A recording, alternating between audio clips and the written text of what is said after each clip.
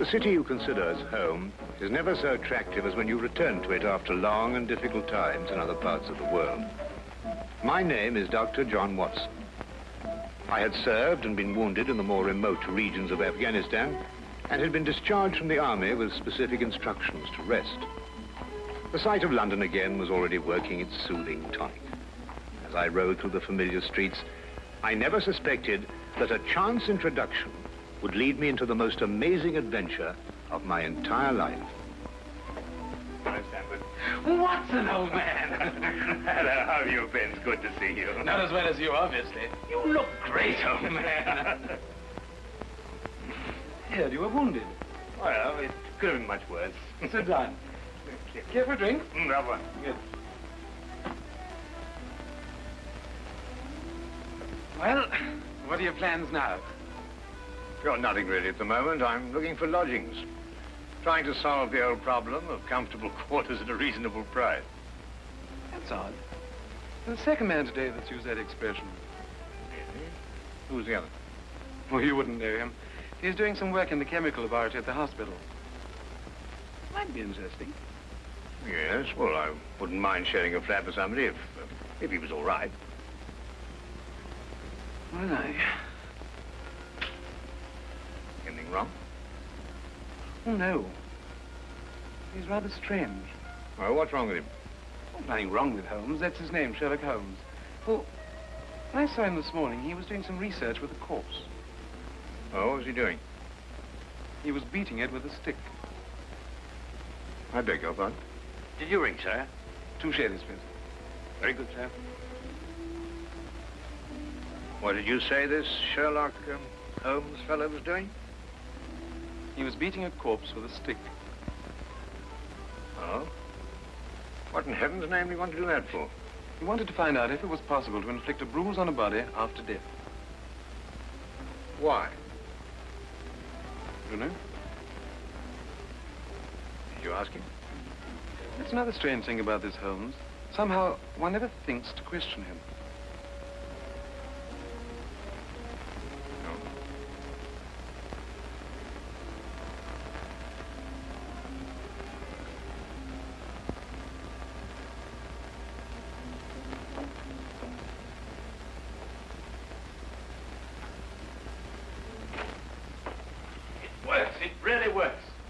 You realize you've just entered the greatest chapter in the history of forensic medicine. You're Dr. Watson. Yes, I am. What works? A foolproof test for hemoglobin. You realize what this means, of course. No, I don't. You must be Sherlock Holmes. It will create a revolution in criminal investigation. Yes, I'm Holmes. How did you know I was Watson? Because you've just come back from Afghanistan. How do you do? How you do? How did you know I'd just come back from Afghanistan? Well, it's written all over you. The problem has generally been that a man is suspected of a crime months after the crime is committed. Then when they find bloodstains on objects of clothing, they can't be sure if it's blood, mud, or rust stains. But this solves the whole thing, of course. Oh, of course. Of course. Stamford told me you're looking for someone to share a flat you'd found. You know, if this test had been in existence a year ago, it would have meant that von Bishop of Frankfurt would most certainly have been hung. And that goes for Mason of Bradford, Muller and O'Fay, naturally. Naturally. Who are these people? Did you know, I'm delighted to meet you, Watson. I think you'll like the flat. It's in Baker Street, by the way. Oh, we could pop round this afternoon and have a look at it if you care. Yes. Oh, yes, rather. I'd like that. Good. Did you mind if I play the violin? No, go right ahead. No, I don't mean now. I mean when we're sharing the flat. Oh, no, of course not. I like a bit of good music. Oh, good. I'm not very good. Oh. Tell me, Holmes. Yes. How did you know I just got back from Afghanistan? Well, it's obvious. Now, that's what you said before. It isn't a bit obvious. You're a doctor, that much we know. But with the air of a military man, therefore an army doctor.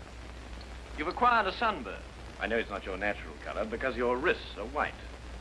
Your eyes tell me that you've recently been ill. I'd say some sort of tropical fever. You use your left arm stiffly as though you'd sustained a wound.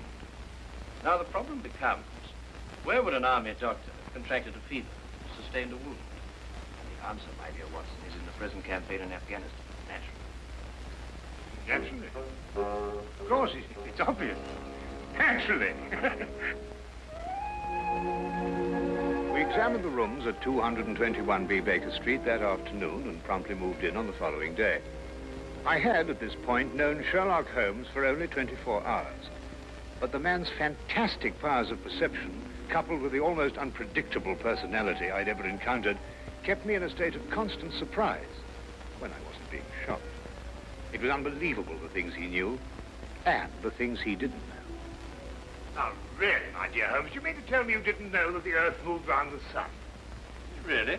But every school child knows that. Well, now I know it, too. And I shall promptly proceed to forget it. But why? Yes. Why? Why should I remember it? Well, because it's a natural phenomenon. Well, is it important? Does it affect us? If you told me the Earth went round the moon, would it make any possible difference to our way of life? Well, to put it that way, no. Then it's useless information, and I shall do my best to forget it. I advise you to do the same. At times, I thought the man was joking and simply having a bit of fun at my expense.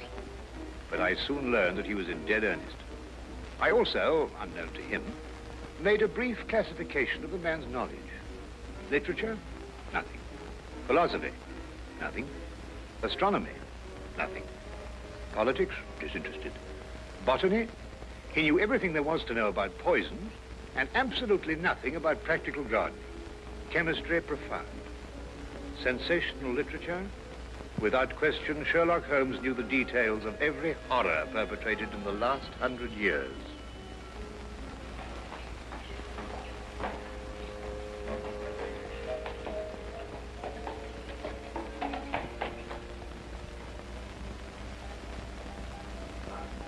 I believe we have a visitor. Really? Who's coming here? I believe so. I would also say he's a retired sergeant of Marines. Oh, you know the man? Never clapped eyes on him before in my life. Well, in that case, that's one of the wildest statements I ever heard. How can you possibly guess he's a retired sergeant of Marines? You've never seen him. A guess, my dear Watson. A calculated deduction. Yes, he is coming up here. Do you mind if I ask you, Mr. Bersham? Oh, by all means. Now, where did I put my violin case? Hmm? Oh, it's over here. There you are. Ah, my old friend. Come in. Excuse me, gentlemen. I have a message here from Mr. Sherlock Holmes. Thank you.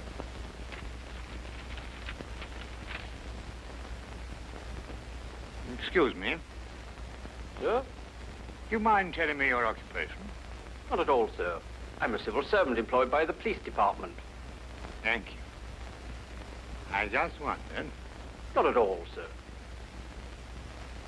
How long have you been with the police department? Just a year, sir. Before that, I was a sergeant in the Marines. Good day, gentlemen. How did you know? An interesting letter, Watson. A very interesting letter. Perhaps you'd like to come with me. Where? To catch a murderer, of course.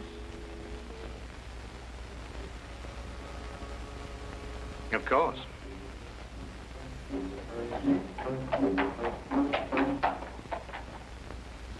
How did you know that that man was an ex-sergeant of Marines? Who? A messenger from the police. Oh, yes, the retired sergeant of Marines. That's what I said. Well, there's nothing mysterious about such observations, my dear Watson, but unfortunately, when explained, they lose their romantic order of mystery. My decision was based on observation and logical deduction. The man had a large anchor tattooed on the back of his hand. This was visible from our window. I admit I didn't notice it at the time, but since you mention it, I think there was an anchor. Oh, there was indeed. He also wore regulation sideburns and had a slight nautical roll. Thus, I judged him a Marine. Oh, guess, I grant you, but only a refinement of guesses one makes every day. Don't be so disgruntled, Watson. Test your own powers of observation. We are entering the perfect situation. Oh, what are we entering? A house that holds a murdered man.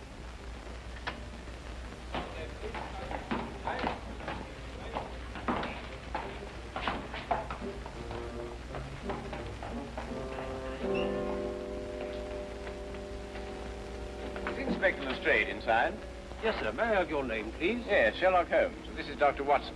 Oh, that's quite all right, sir. Inspector Lestrade gave instructions to admit you. Oh, good. Oh, by the way, has the body been removed? No, sir, but the medical examiner's just gone. Oh, thank you. Let's hope they haven't moved things about too much. The police forces of the world seem to have an organized science of messing things about. Oh, I wouldn't say that, Holmes. Now then, move along there, everybody. Move along. There's nothing to see today. I don't know. I swear I don't know. I tried to help him. Don't you believe me? I had to do what I could. It was instinctive. Instinctive for a woman like you to commit murder. That's not true. You know it's not true. I know you hate me, but you can't believe I'd do a thing like this. Yes, I can, and I do. Please. She's a murderess. You know it as well as I. She murdered your brother. It's a lie. Yes, it's a lie. Your entire story's a lie. The relationship you had with my son was a lie. My son's been murdered. This girl's a murderess. Why she did it, what her motive was, I don't know. They were engaged without my blessing. I can only be grateful that she gains nothing by her crime. Your duty now is to convict her. Just a moment, please.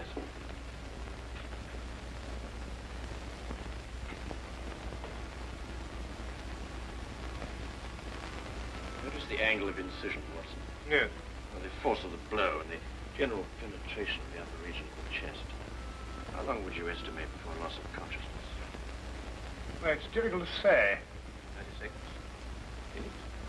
Oh, between the two. I see. And death? Shortly thereafter. 2 minutes? 3? 3 or 4, I'd say. Thank you, Watson.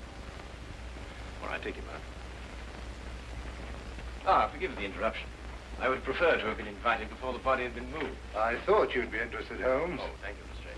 Well, may I introduce my friend, Dr. Watson, Inspector Lestrade of Scotland Yard? How do you do? How do you do?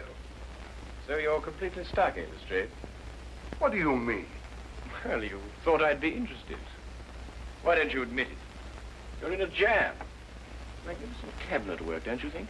What you say isn't exactly true, Holmes. I've done you a favor. This is an interesting case. Of course, there are 1 or 2 unexplained details, but I don't believe it'll be long before we're What's clear. your principal problem? There's no motive.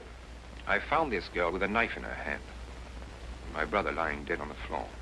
I found Peter on the floor. I tried to help him By stabbing him? by removing the knife. Anybody would have done the same thing. I love him. Oh, my dear young lady, there's no cause for you to alarm yourself. No one's accusing you of, well, of what happened. This would be a clear-cut case if only she had a reason for murdering him. There happened to be a policeman outside the house during the murder, and he said that no one came in except her. Well, what about the others? Who benefits by her death? Well, no one. The estate was left in such a way that if he died before he married, everything went to charity. My dear Inspector Lestrade, he didn't die before he married. This young lady and the man whose body was carried out of here have been married for at least a week. In the event of his death, I imagine everything passes to her.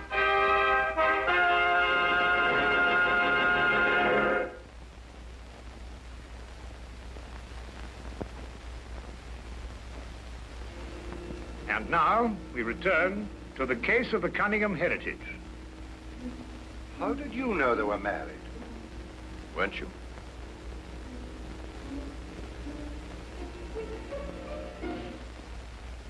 Yes, a week ago. Then you do benefit by my brother's death. You're his heir. I don't know if I am or not. I only know I didn't kill him. I swear I didn't. Where were you married? We went down to Brighton last weekend. Well, why didn't Peter say anything about it? I don't know.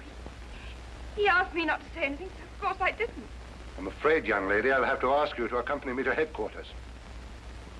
Stand.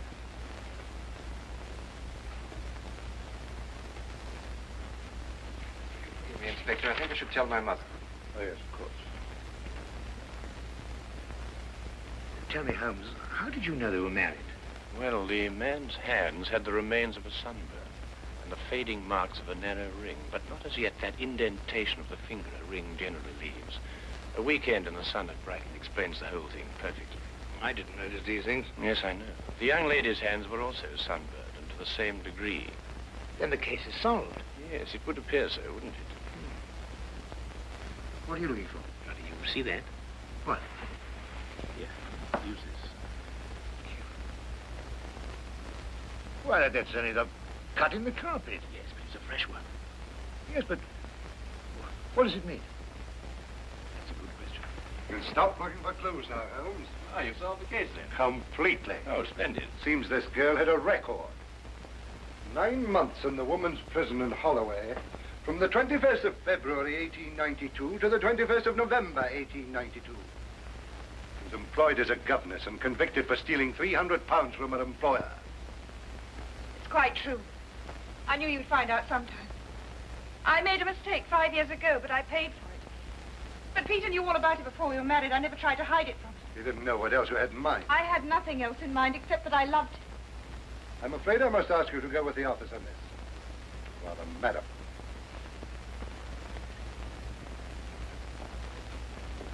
Well, that's how I like my cases. Fast and simple. Oh, indeed. You must tell me some more about it. Well, there's nothing to tell, really. Her story was that Peter asked her to call here at 10 sharp. She arrived, found the door open for her, came in here and found him writhing on the floor with a knife in his chest. She screamed, pulled it out. Just then, Brother Ralph walked in. Peter died without saying another word.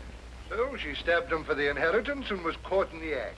Simple. Well, falling off a log. Couldn't be simpler, could it, Watson? Well, I still think it's a tragedy. Yes, but in my job, Dr. Watson, we run up against it all the time. Cigar? No, thank you. Well, I suppose you've had some amazing adventures. Yes, but one learns to have a real philosophy of life and get a good perspective. Yes, I suppose. But just the same, I think it's a pity. Just another case of a clever girl being too clever. The clever girl who intended to murder her husband, he certainly chose the most stupid possible way to commit the crime. What was that? Well, what's this? Checkbook. Oh, amazing deduction, Lestrade. Look. So Peter Cunningham drew a check for £1,000. 6 weeks ago, and 5 weeks ago, and 4, and 3, and 2, and that's all. Well? They're drawn to cash. Well, I don't get your point. He was a very rich man. Well, it's a great deal of cash. It was his own money. I suppose he could do what he liked with it. You may have hit the proverbial nail, Lestrade. Now, look here, Holmes. You're trying to start something that just doesn't exist. Oh, do you think so? I have a great deal of respect for your opinion, Holmes. But your trouble is that you can't leave things alone.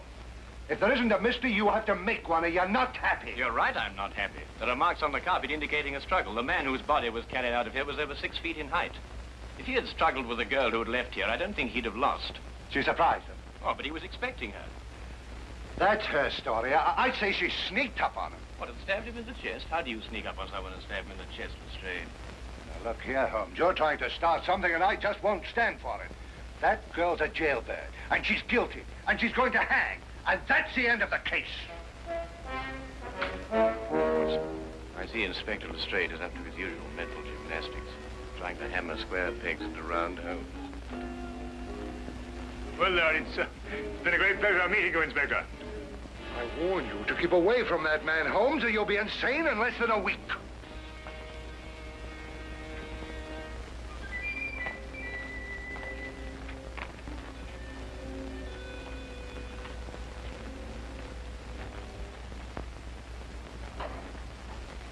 What time is it? Oh, 10:30. Perhaps you'd like to take a little stroll with me. Why? I'd like to investigate this afternoon's affair a bit further. Oh, yes. I'd like that. I thought you'd forgotten about it. Not at all. I've been thinking about it all evening. Shall we go? Then we must exchange our thoughts en route. Where are we going? To the Cunningham house. I didn't know you'd made an appointment there. I didn't. Oh, well, who do you expect to see? No one, I hope. Well, I'm terribly sorry, Holmes, but I'm afraid I don't understand what you mean when you say you want to go to the Cunningham house and you just... You can't do that. What? Well, you can't break into the house. Why not? It's against the law, that's why not. Why, if we're caught... That's it. What is? If we're caught. But that makes no difference. It makes no difference at all. The thing is, if we're caught, it's against the law.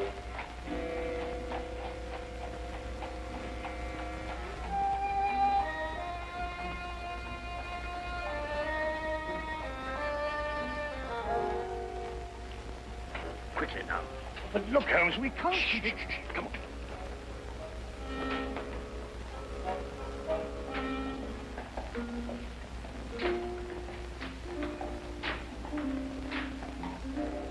Good evening, Inspector. Good evening, Sergeant. Everything all right? Yes, sir. I just thought Sherlock Holmes might have dropped by. Where'd you get the key? The key's a burglar's too. A burglar's too? Street clear? Yeah.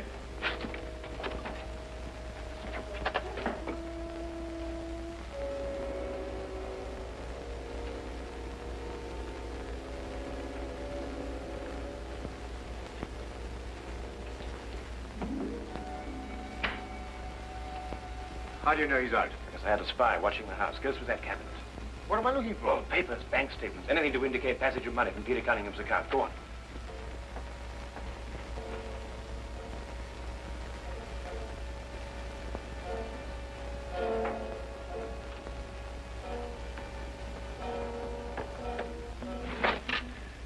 It's absolutely ridiculous. Looking for something and you don't know what in order to catch somebody and you don't know who. Quite ridiculous. Nothing over my side. Keep looking. Who do you think's got it? Whatever it is we're looking for. Why did Peter Cunningham try to hide the fact of his marriage? A week or a month would remain indifference as far as his mother was concerned. She would never have consented to his new bride anyway.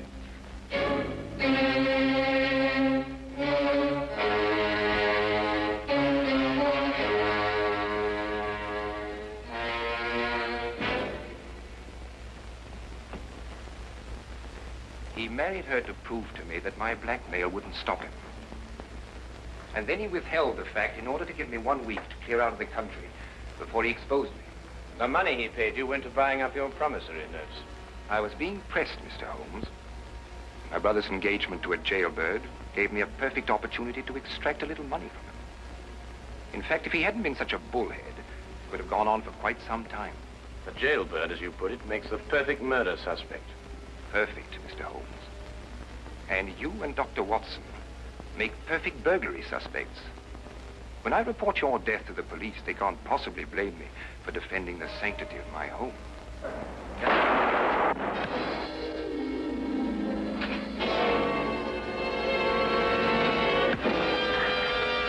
Well done, Watson. Oh, I could have done a bit better, only it was my bad shoulder. Quite all right, Watson. Think no more about it. So that's our murderer.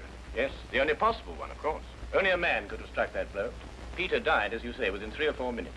And there was a bobby outside the whole time. Yes. Crystal clear. No, it's completely obvious. Well, what do we do now?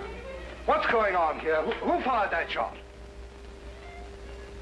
We will sit with the good inspector, and with the aid of our evidence, a bit of logic, and a few simple diagrams, we will endeavor to convince him that night follows day and that 1 and 1 inevitably makes 2.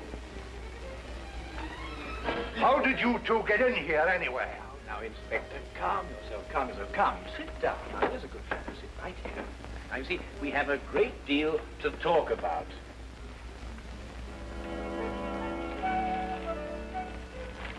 Also present with Inspector Lestrade was Dr. John Watson and a personal friend of the inspector's, Mr. Sherlock Holmes.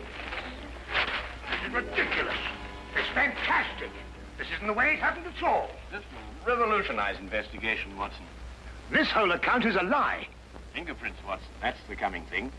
Oh, nonsense. What are you going to do about this? A bit more research. Here, give me your fingers on this sheet of paper. Oh, were you going to sit there with these disgusting little smudges and let them get away with this? Beg your pardon? Well, I won't. They're going to hear from me.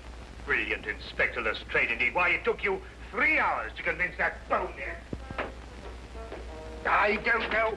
Never in mind his life either. I said he was innocent.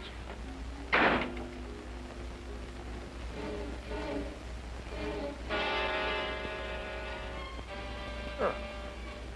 I wonder if he got more than a shoulder wound in Afghanistan.